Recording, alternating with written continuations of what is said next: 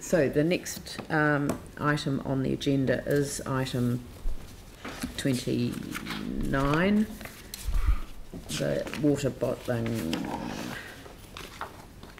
Item 29, sorry. Page before. Yeah, item 29. It's on the page before. Oh. Yeah, good. Sorry, my apologies. Yeah, we'll bring it forward. Water bottling, public health and environmental issues. Now I'm right. This hasn't been through. Do you want to speak to this initially? Have you got some comments to make at the outset, or do you just want to respond to questions? Yes, just briefly. Yes, so okay. the paper clearly is about the focus on water bottling abstractions generally, not specifically about Cloud Ocean, and to discuss that the effects go further than just the drawdown on the adjacent aquifers. And there's a couple of things that, a couple of recommendations that we have in the report here that talks about the treatment of those aquifers as one water body. And there's a good strong case that would suggest that rather than being treated as one source, that each aquifer at the different depths should be treated as their own water source. And secondly, that the well interference testing, that we in the future want to put a bore next to Cloud Ocean, we would need to go through a consent process that would require well interference testing so that we didn't have an impact on Cloud Ocean, which seems quite ironic in the circumstances that the same courtesy hasn't been extended to the city. So they're the couple of the key points, and maybe there's other things that you'd like to expand on. I think that summarises the key points and the recommendations. So, yeah, there were a number of issues that were raised by the submitter, and I'm not the deputation that we had before, and I know that you're not going to be in a position to give an instant answer, but you know, I was quite intrigued by the water conservation order concept, and I mean it certainly hasn't occurred to me before, but it probably hasn't occurred to anyone else before. So, but that would certainly be worthwhile following up, wouldn't it? We can certainly look into that. Yeah, it's not something that we've done a great deal of work on, but you know, we would be happy to look into that. Okay, Pauline? Yeah, thank you. Look, just to clarify for me, the well interference issue. So I think you just said that water bottling project would not have to provide any evidence about well interference if they want. Is that correct? I'm not quite clear why we want to remove that, by removing in 4.11, removing a requirement to undertake a well interference assessment for new group and community water supply wells would give drinking water the highest priority of all uses. I'm not quite clear. Yeah, so that would mean that should we want to drill another bore up in the Belfast area to supply the growth in that area, and that could potentially have a drawdown effect on Cloud Oceans, that we'd be exempt from having to do well interference tests when it's for the purposes of a public drinking water supply or a community drinking water supply. Wouldn't apply to other consumptive use or industrial uses. Okay, but that gives the priority to public drinking water. Okay, thank you. That clarifies it. And just my other question is, if we're asking Environment Canterbury to review the plan, I mean, what's the time frame on that? How do they do that? Do they just bring in a plan change? It's from our understanding, that's quite a significant time frame, so that's why we've making a request for that more urgently. And that can be some years, so we've got some advice around that, but it would, you know, it would be a couple of years. So that would mean they would be reviewing the whole plan, and is that on a cyclic review? That's what I understand. But this could be done through a plan change, perhaps? Would that be a better mechanism?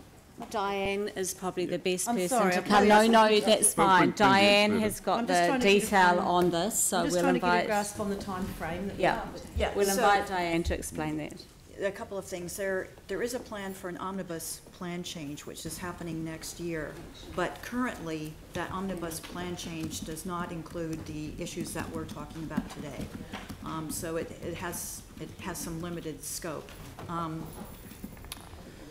With respect to what's specific to the Christchurch West Melton groundwater zone, according to ECAN's LTP, they would be looking at a plan change for the sub-regional chapter for Christchurch West Melton zone around 2022.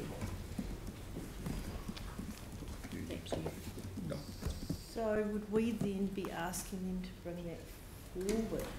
Correct. So do we need to be specific about that in our resolution? In what way? Well, if they're looking at doing a plan change for the Christchurch West Melton zone in 2022, would we want them to bring that work forward sooner than that? Yes, I mean, I thought that was the intent of this. Yeah, but is it clear enough? That's the with urgency. Yes, I think we need to put something in there. Well, Why don't we begin receive the information in this report, and number 2 would be note that the next date, help me out Diane with some wording here, but note that the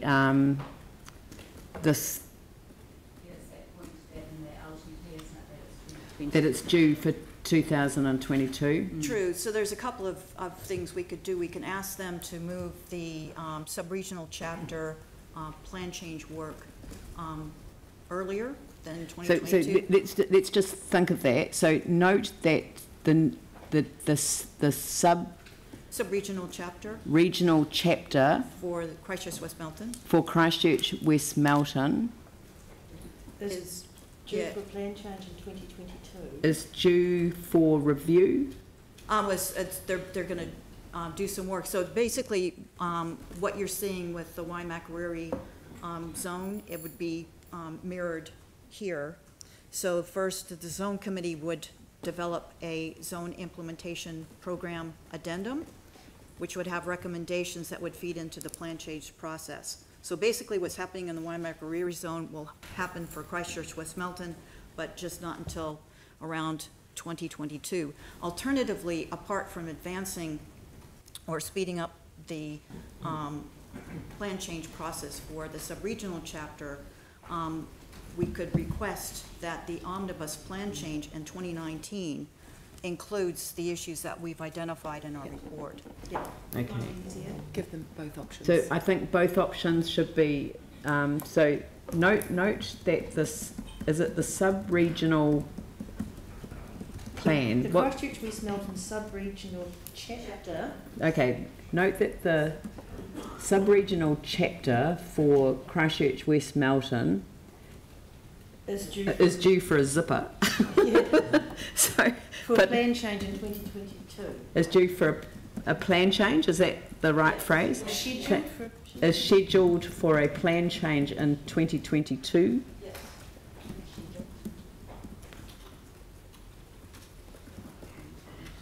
And the council requested this. Oh, hang on. I'm watching this being typed.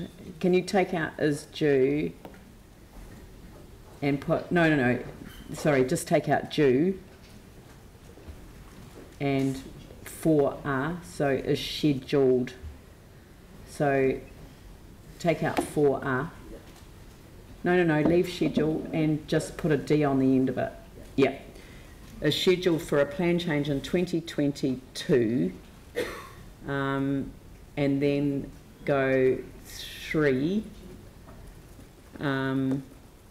request Environment Canterbury either bring the sub-regional chapter forward, bring the plan change forward, or include it in the include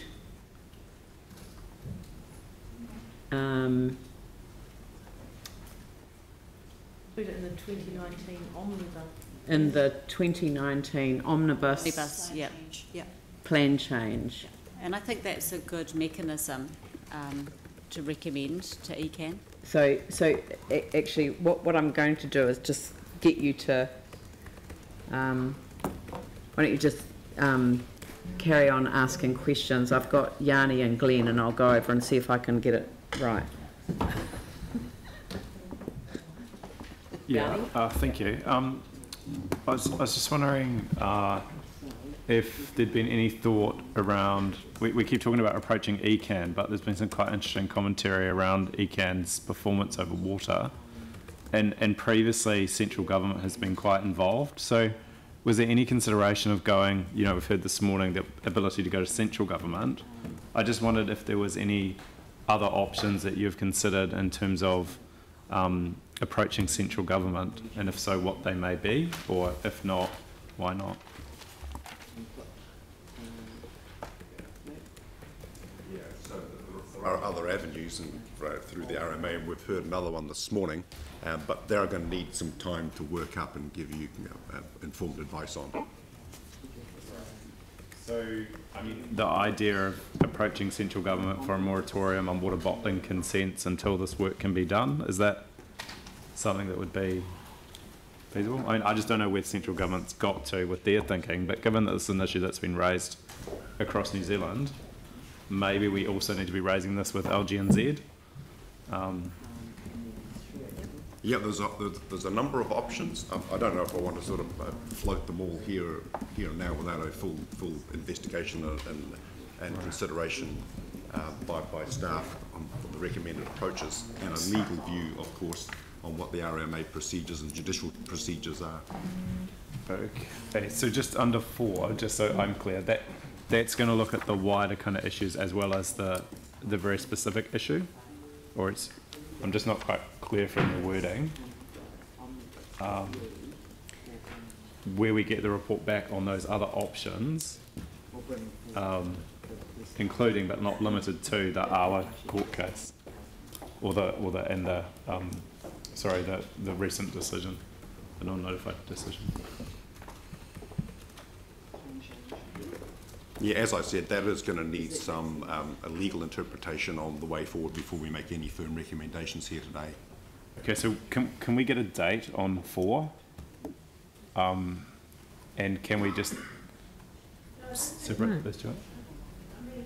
This is like urgent. The advice we had this morning was you can lodge a judicial review at any time. We will treat it urgently, but I don't know if we can put a date on it. Can we? No. So we're looking at an intermediate report coming back next council meeting. Next week. That's what. Yep. Right, and so just to clarify, the report next week will be focused on this specific case and consent. It won't be on the wider water bottling, consumption, allocation issues.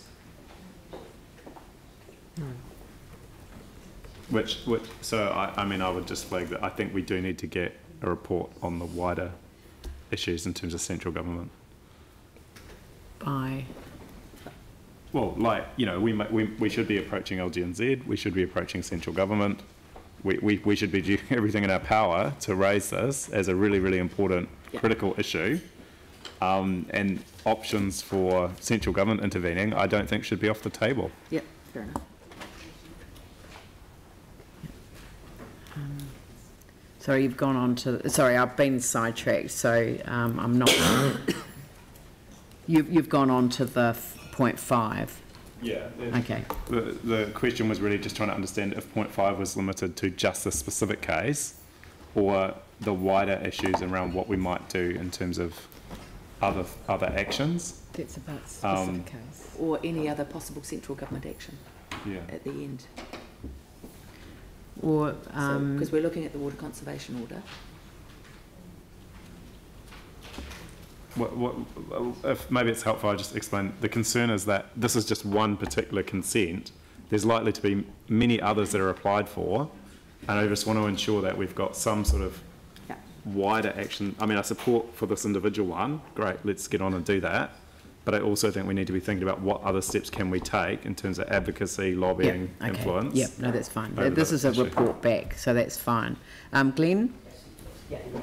Thank you. Just on RMA reform. So looking at, well, several parts of this report, obviously, and taking into account the, you know, hopefully bringing forward the various reviews, and noting the Commissioner's, you know, not seeking public's views because he judges it to be no more than minor. So assuming that a review is brought forward,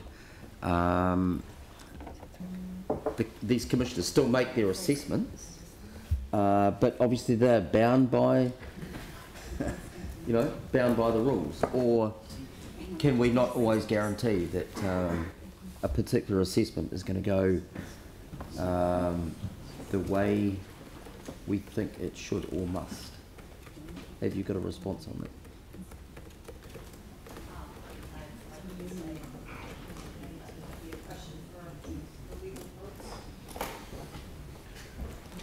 He's just following up. Yeah.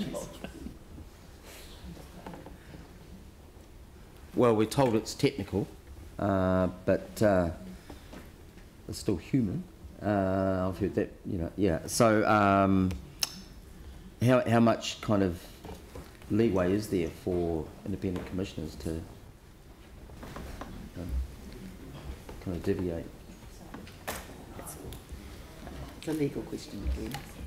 It's a legal question. It's not Di's area. All right. In this situation, the letter I wrote to ECAN on the 5th of July 2018, where we said that the effects were likely to be, we knew that the drawdown was a minor effect, but some of the wider considerations, such as the future takes or the future growth in that area, effects would be more than minor, which would have triggered the requirement for at least a limited notification. Yeah. So that's what we were asking for, and that's what we're a little surprised about. Yeah, I don't think I've ever used that word that I dismayed in a press statement before, because I was utterly dismayed that it wasn't limited notification. It did seem to me that under the circumstances, you know, that it's the future impact. I mean, it's not an immediate impact, it's the future impact that we have to be reassured of, and I'm just, you know, I'm not confident that they've got a good result there. But, you know, we're going to get advice back on it. That's, yeah, RMA consents, you know, the whole consent notification process has degraded over time, so I'm looking, you know, is there correlation between if that is well, it's been changed? very specifically, you know, sort of there were changes made to the RMA to make it more friendly to developers. Yeah. But can we assume that greater notification is actually going to lead to a better outcome over assessment? Well, at least we'd be able to get the information in front of the Hearings Commissioner. Has anyone else got any questions for staff before I seek someone to? So what we've done here is, so we've noted that the sub-regional chapter of the Land and Water Regional Plan for Christchurch West Melton is scheduled for a plan change in 2022, and that the omnibus review is due to be considered in 2019. Is that accurate? Good enough wording? Okay. Request Environment Canterbury to have aquifers considered as individual water bodies with urgency by including this in the omnibus review or bringing forward the Christchurch West Melton plan change. Yes? And then request Environment Canterbury to remove the requirement to undertake a well interference assessment for group and community water supplies from groundwater.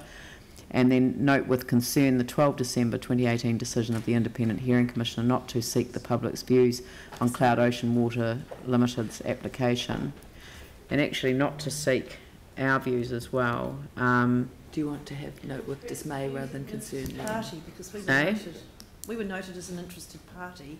So perhaps we weren't notified. There was no limited. We were listed as an interested party. Yeah, and yes, but we weren't notified. No, but because we put the word "or interested party" in there. That's what I'm saying, suggesting. No, hang on. Note with concern the 12 December decision of the Independent not to seek the public's views or even the Christchurch City or Council. even the Christchurch City Council's views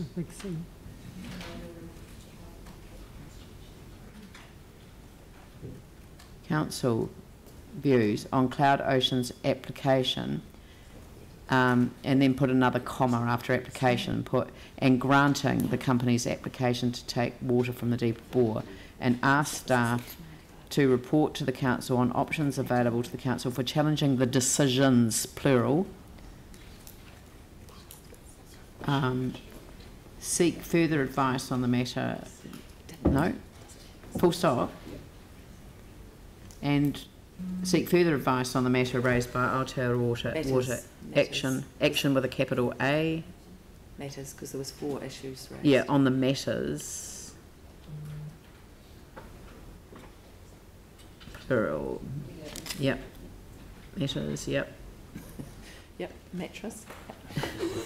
Yeah, raised by in the deputation, including the applicability of a water conservation order or any other government action. Yep. All right. Would you like to move this? I'm happy to move it. I just wonder if Peter could email his submission through so that we could... Oh, you've got it? Oh, great. Good. And Pauline second. Yep. So I'll open it up for debate. Yanni? I mean, I think it's really good that we've got this report. I am concerned about 4, and I just think what's really important is that actually our aquifers for our water supply, public water supply, should be the priority, and it's a little bit concerning that it would be that we wouldn't need to do interference assessments to take water when there may already be a lot of other water takes already been granted.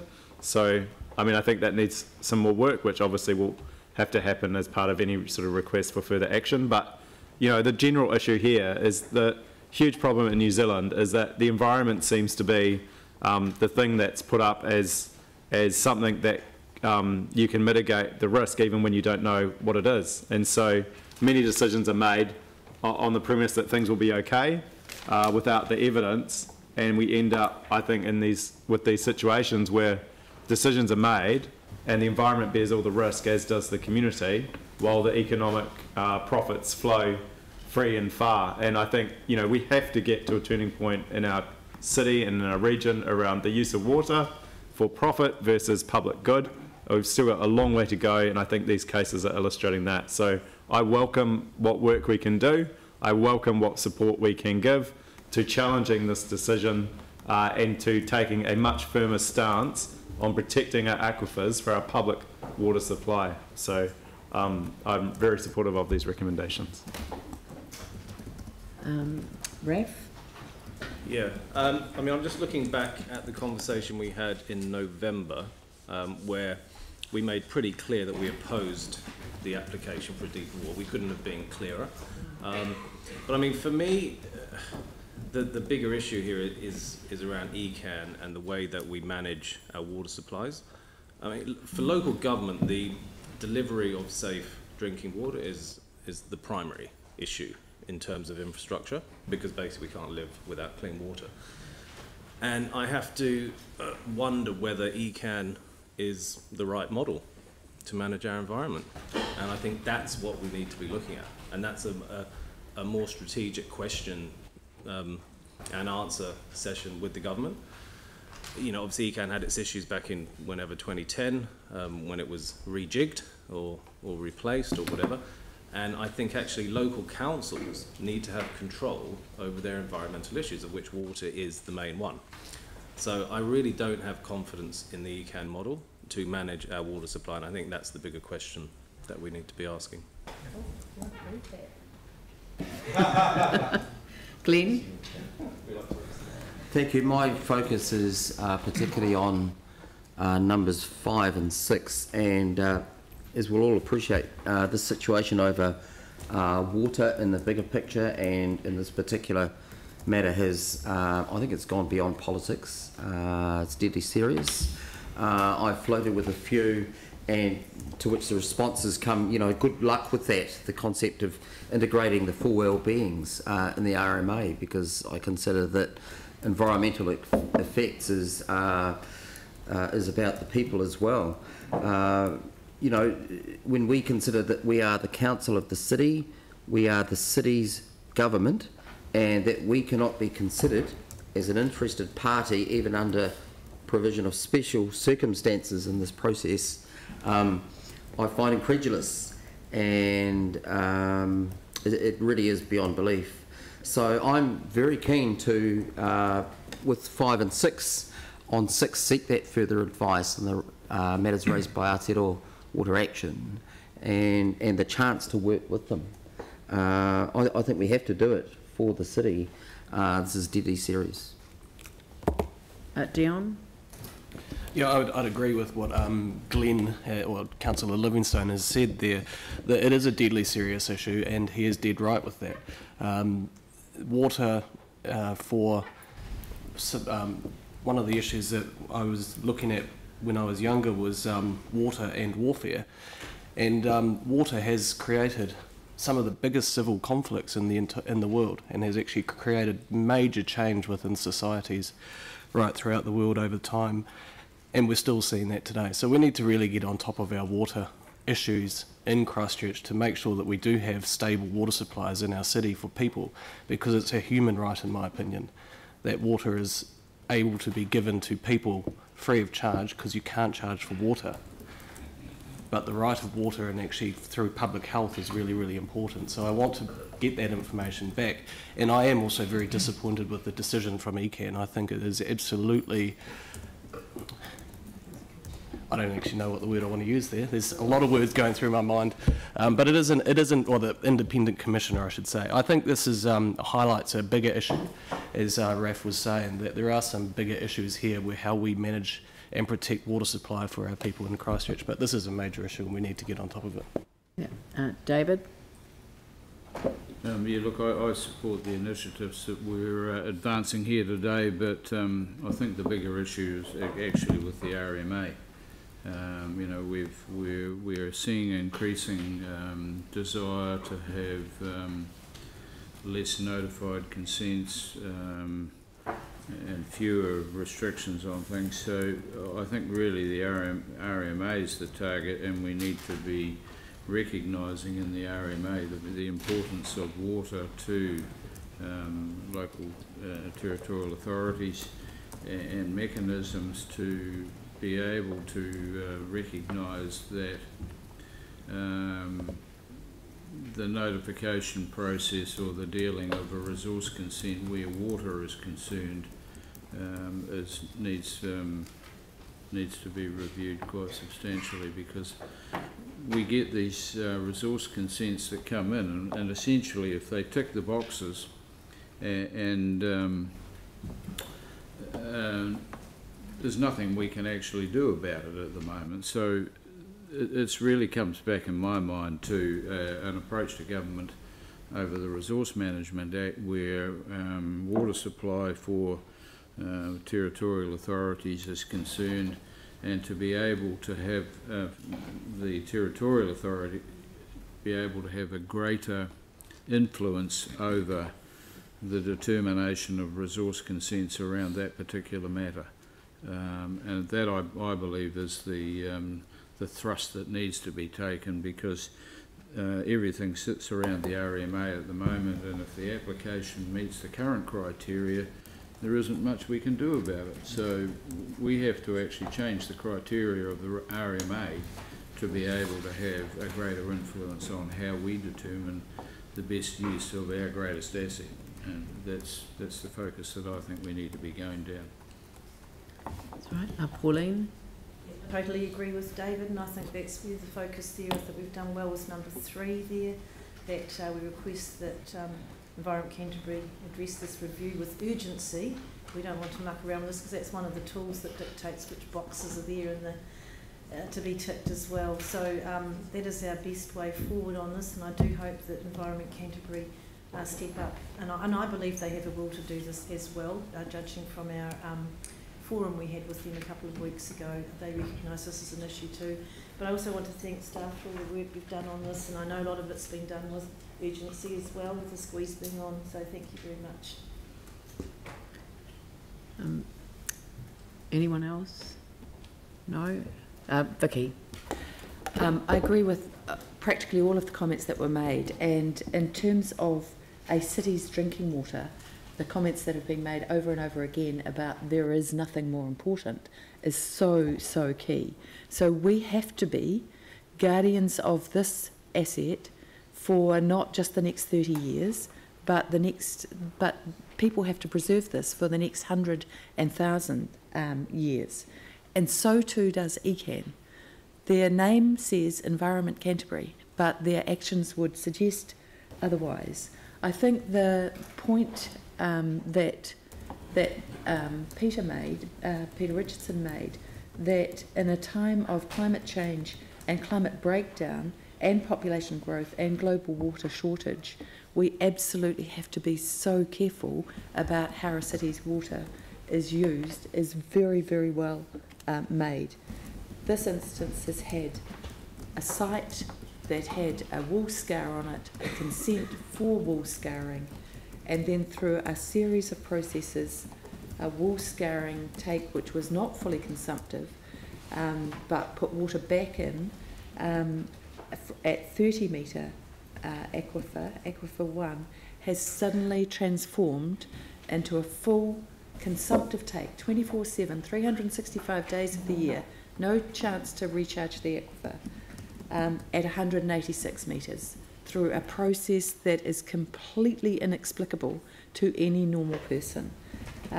So Tua Hariri have submitted on the public, could they be heard? They were turned down. The City Council, as the drinking water supplier to 400,000 people in Christchurch, was turned down in terms of being involved in any way, shape or form in this decision. I agree completely with Ref's comments that if ECAN cannot act in the interests of our drinking water and of our environment, then we have to question that model and actually ask whether that's the model that we want for the city to operate within. I'm delighted with these actions, and I look forward to working with Awa on some of their suggestions. Thank you. I'll put the motion. All those in favour say aye. Aye. Those opposed say no. That's carried. Thank you very much.